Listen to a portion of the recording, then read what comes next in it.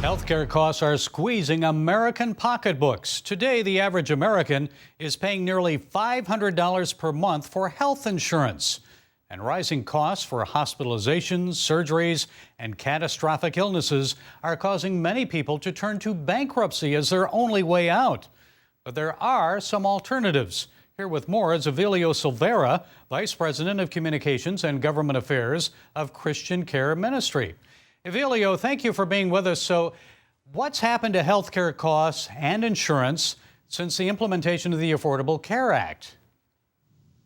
Well, Affordable Care Act, Gary, was meant to provide a standard basis of healthcare coverage to all Americans, for whosoever. Unfortunately, when you have a government-subsidized, one-size-fits-all approach to healthcare, the opposite historically tends to happen.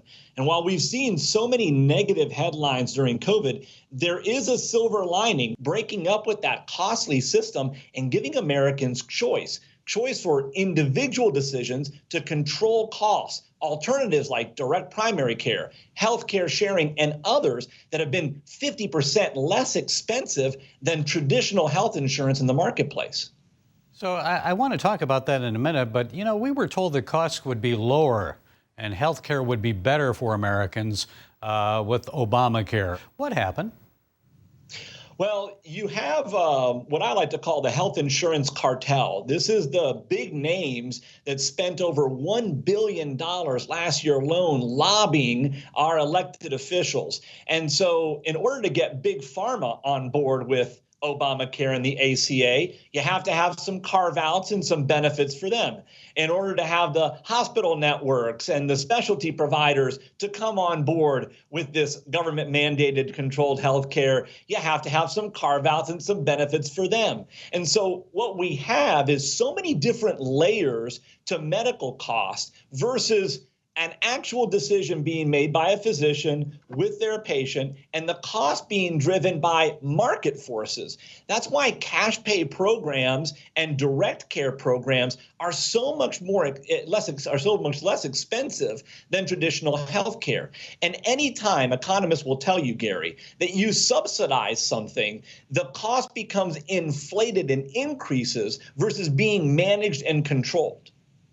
Well, you had mentioned that the COVID pandemic has certainly changed our society. Many people changing careers, small businesses have actually shut their doors because they just can't afford the rising labor costs. And then state budgets are being squeezed by expanded Medicaid coverage. So tell us a little bit about Medishare and cost sharing as an alternative. Tell us a little more about that. So many people in this, what some economists have talked about as the Great Resignation. Many of them were working from home, reprioritize how they wanted to do life. They liked being home. They liked caring for parents and for children. And they started seeing that they had other opportunities. And so where you had forced bankruptcy in businesses that shuttered because of the pandemic and these lockdowns and shutdowns, you also have a rising group as high as 40%, some surveys say, of individuals saying, I'm going to start my own business. I'm going to do my own type of work. I'm going to reset my priorities. And they've gotten stuck in this healthcare purgatory where they have to choose between pursuing their dreams of a new business or finding a new career path and being, locked into employer-mandated health care. And it's that rising cost. I was speaking to a couple just last weekend. He's about to retire, actually considering early retirement at 62, and he wants to pursue a business with his wife.